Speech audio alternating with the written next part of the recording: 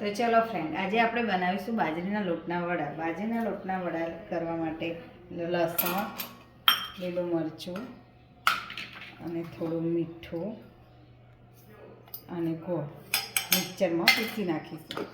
એક પેન લઈશું, પેનમાં તેલ ગરમ કરી અંદર હિંગ નાખીશું, થોડી હળદર નાખીશું, તલ, અજમો, લસણ મરચાંની પેસ્ટ. આ રીતે થોડી અંદર મેથી નાખી, લાલ મરચું, હળદર અને મીઠું નાખો.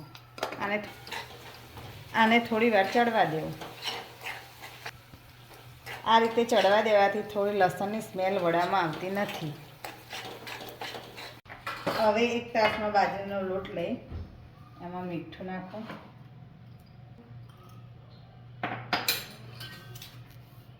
થોડી હળદર, થોડું મરચું અને આ છાશ પેસ્ટમાં નાખી આ પેસ્ટથી લોટ બાંધવો.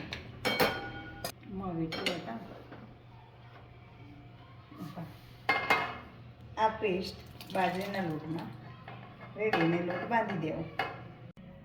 આ રીતે લોટ બાંધ્યા પછી નાના નાના વડા બનાવવા. આ રીતે લોટ બાંધીને એક એક વડા તૈયાર કરવા. પછી તેલ મૂકી તેલમાં વડા તળવા.